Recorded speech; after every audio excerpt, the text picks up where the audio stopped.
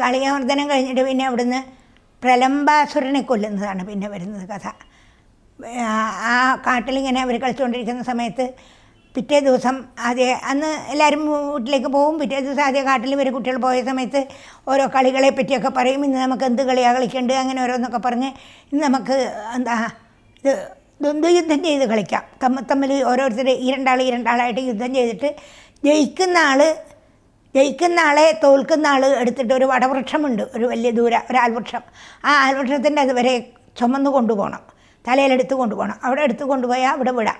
അങ്ങനെ ഒരു മത്സരത്തിനൊരു പന്തയം വെച്ച് എല്ലാവരും കൂടി അങ്ങനെ. അപ്പോൾ ഈ പ്രലംബാസുരൻ വന്നപ്പോൾ കൃഷ്ണൻ കാണിച്ചു കൊടുത്തു ബലരാമൻ, ഇത് അസുരനാണ്, നമ്മുടെ കൂട്ടത്തിൽ നമ്മളെ നമ്മളെ കൊല്ലാൻ വേണ്ടി വന്നതാണ്, ഏട്ടൻ സൂക്ഷിച്ചോളൂ എന്നൊക്കെ പറഞ്ഞ് കാണിച്ചു കൊടുത്തു. അപ്പോൾ ഇവർ പറഞ്ഞു ഇന്ന് നമുക്ക് ദ്വന്ദ്വയുദ്ധമായിട്ട് കളിക്കാം പറഞ്ഞാൽ എല്ലാവരും റെഡിയായി. 2 പക്ഷമായിട്ട് തിരിഞ്ഞു.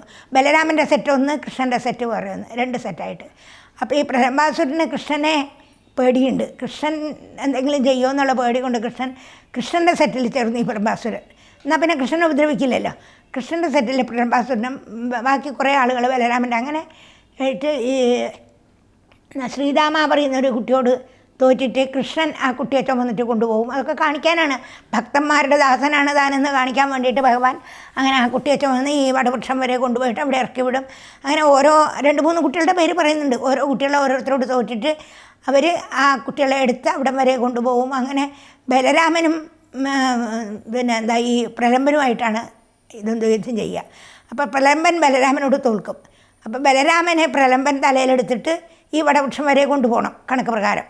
അങ്ങനെ തലയിലെടുത്ത് കൊണ്ടുപോകുന്ന സമയത്ത് ആ വൃക്ഷത്തിൻ്റെ അടുത്തെത്തിയിട്ടും നിൽക്കാണ്ട് ഈ പ്രലംബൻ ഓടുകയാണ്. ഇവനെ ബലരാമനെങ്കിലും കൊല്ലാൻ കിട്ടിയായല്ലോ വെച്ചിട്ട് ബലരാമനെ കൊണ്ട് ഓടിപ്പോവുകയാണ്. അപ്പോൾ ബലരാമൻ തിരിഞ്ഞു നോക്കിയപ്പോൾ കനം വർദ്ധിപ്പിച്ചു ബലരാമൻ. ഇവൻ കൊണ്ട് ഓടുന്നുണ്ട് എന്ന് കണ്ടപ്പോൾ ബലരാമൻ കനം വർദ്ധിപ്പിച്ചപ്പോൾ ഇവൻ ഓടാൻ പറ്റണ്ടേ. പതുക്കെയായി നടത്തം പതുക്കെയപ്പോൾ ഇവൻ്റെ വേഷം ഈ ഗോപക്കുട്ടിയുടെ വേഷം മാറ്റിയിട്ട് അസുരൻ്റെ വേഷത്തിലായി ഇവൻ. അസുരൻ്റെ വേഷമായപ്പോൾ ഇവന് വലിയ ആളല്ലേ. ആ ഉയരം മുകളിൽ നിന്നുകൊണ്ട് കൃഷ്ണനെ കണ്ടു ബലരാമൻ. അതിൻ്റെ മുകളിൽ നിന്ന് കൃഷ്ണനെ കണ്ടപ്പോൾ കൃഷ്ണൻ പറഞ്ഞു ഇടിച്ചോളാൻ. അപ്പോൾ ബലരാമൻ കൈ കൊണ്ടൊരു ഇടിക്കെടുത്തപ്പോൾ അവൻ ചത്തു.